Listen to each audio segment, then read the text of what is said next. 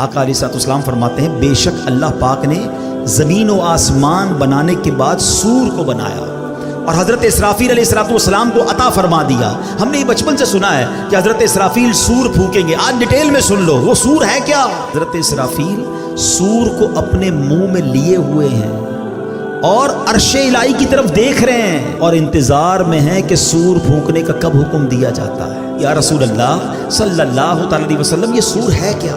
آقا نے فرمایا ایک نورانی سینگ ہے. عرض کی گئی حضور کتنا بڑا ہے؟ فرمایا بہت بڑا ہے. اس ذات کی قسم جس کے قبضے میں میری جان ہے سور کا دائرہ زمین و آسمان کی چوڑائی جیسا.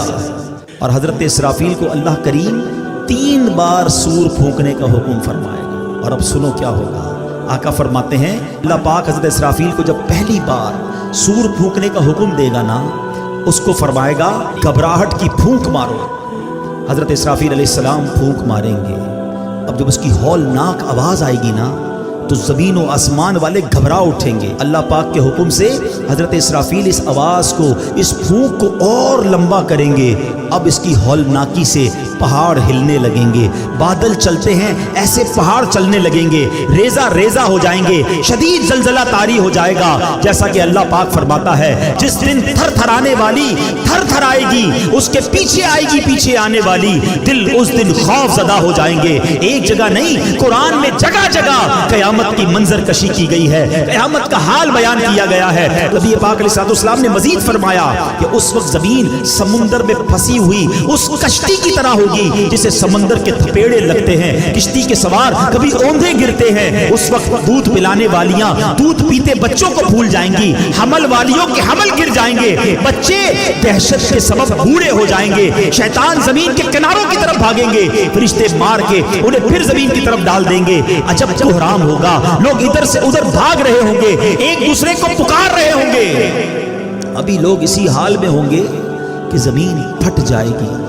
اب لوگوں پر ایسی کیفیت اور خوف اور دہشت طاری ہوگی کہ اللہ پاک ہی بہتر جانتا ہے. سنو آسمان بھی گلی ہوئی چاندی کی طرح پھٹ جائے گا. سورج اور چاند بے نور ہو جائیں گے اور آسمان کو اس کی جگہ سے کھینچ لیا جائے گا. یہ پہلی سور پھونکنے کے بعد حال ہوگا. اب دوسری سور پھونکنے کا وقت آئے گا. پھر اللہ پاک حضرت اسرافیل علیہ السلام کو سور میں موت کی پھونک مارنے کا حکم فرمائے گا. اس بار سور پھونکنے کے بعد آسمان والوں اور زمین والوں پر موت طاری ہو جائے گی. اب حضرت ملک الموت اللہ رب العالمین کی بارگاہ میں عرض کریں گے یا رب آسمان والے اور زمین والے تو سب موت کے گھاٹ اتر چکے مگر جسے تو نے زندہ رکھا. فرمائے گا بتاؤ کون کون زندہ ہے. حضرت ملک الموت کہیں گے یا رب تو زندہ ہے اور تجھے کبھی موت نہیں آنی. تیرے سوا عرش اٹھانے والے فرشتے بھی زندہ ہیں. حضرت جبرائیل حضرت میکائیل بھی زندہ ہیں. کہیں گے مولا میں بھی زندہ ہوں. اب حضرت جبرائیل اور حضرت میکائیل پر بھی موت طاری کر دی جائے گی. وہ بھی موت کا مزہ چکھیں گے. پھر ملک الموت عرض کریں گے اے مالک جبرائیل اور میکائیل بھی موت کا ذائقہ چکھ چکے. اللہ فرمائے گا اب کون زندہ ہے. کہیں گے مولا تو زندہ ہے جسے کبھی موت نہیں آنی. اور مولا عرش اٹھانے والے فرشتے زندہ ہیں اور میں زندہ ہوں. اللہ اکبر. پہلے عرش اٹھانے والے فرشتوں پر موت طاری کی جائے گی اور پھر ملک الموت جو آخری بچیں گے ان پر بھی موت طاری کر دی جائے گی. اب کوئی نہیں ہوگا. اب دنیا میں کوئی باقی نہیں ہوگا اور وہی رب واحد قہار باقی ہوگا. وہ بے نیاز ہے. اس کا کوئی باپ نہ اس کا کوئی بیٹا. وہی اول ہے وہی آخر ہے. اور اب اللہ کیا فرمائے گا لمن الملک اليوم. آج کس کی بادشاہی ہے. اللہ اکبر. اس جملوں کی ہیبت کو اگر سمجھو نا اللہ فرما رہا ہے جب دنیا میں کوئی باقی نہیں ہے ان تمام متکبرین ان تمام جابرین ان تمام لوگوں سے خطاب ہوگا جو سمجھتے تھے کہ ہمارے دم قدم سے دنیا قائم ہے. ہم ہیں تو جناب فیصلے ہوتے ہیں ہماری اتھارٹی ہے. اب اللہ فرمائے گا لمن الملک اليوم. آج کس کی بادشاہی ہے. اس وقت کوئی جواب دینے والا ہی نہیں ہوگا. اب اللہ خود ہی جواب ارشاد فرمائے گا اور وہ جواب بھی قرآن میں موجود ہے. اللہ فرمائے گا للہ الواحد القہار. ایک اللہ جو سب پر غالب ہے. ہائے ہائے ہائے میرا رب باقی رہنے والا ہے. وہ حی ہے، وہ قیوم ہے۔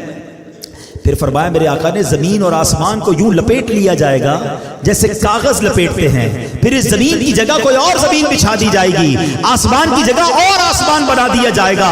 اب اللہ پاک 3 مرتبہ فرمائے گا میں ہوں جبار، جسے میرا شریک ہونے کا دعویٰ ہے سامنے آئے۔ اللہ اکبر، کوئی سر اٹھانے والا نہیں ہوگا۔ مخلوق کو اب اس نئی زمین پر ڈال دیا جائے گا، جو پہلے قبروں میں تھے اب نئی زمین کی قبروں میں ہوں گے، جو پہلے زمین کی سطح پر مرے ہوئے تھے اب نئی زمین کی سطح پر مرے ہوں گے۔ اب ایک قیامت کا نیا نقشہ بن جائے گا۔ اب پیارے نبی، آخری نبی رسول ہاشمی صلی اللہ تعالی علیہ وسلم اپنا پرسوز بیان جاری رکھتے ہوئے مزید فرماتے ہیں، اب اللہ پاک فرمائے گا عرش اٹھانے والے فرشتے زندہ ہو جائیں۔ رب نے فرمانا ہے نا، وہ فرشتے زندہ ہو جائیں گے، حکم ہوگا جبرائیل اور میکائیل زندہ ہو جائیں، وہ بھی زندہ ہو جائیں گے۔ اب اللہ پاک حضرت اسرافیل کو حکم دے گا مرنے کے بعد اٹھائے جانے والی سور پھونکو۔ اب حضرت اسرافیل تیسری بار سور پھونکیں گے اور اس سے تمام روحیں نکل آئیں گی۔ اللہ پاک فرمائے گا میری عزت و جلال کی قسم، اب ساری روحیں اپنے جسموں میں چلی جائیں، تمام روحیں اپنے جسموں میں چلی جائیں گی۔ اب زمین کھلے گی اور آقا فرماتے تم سب اللہ پاک کی بارگاہ میں حاضر ہو جاؤ گے۔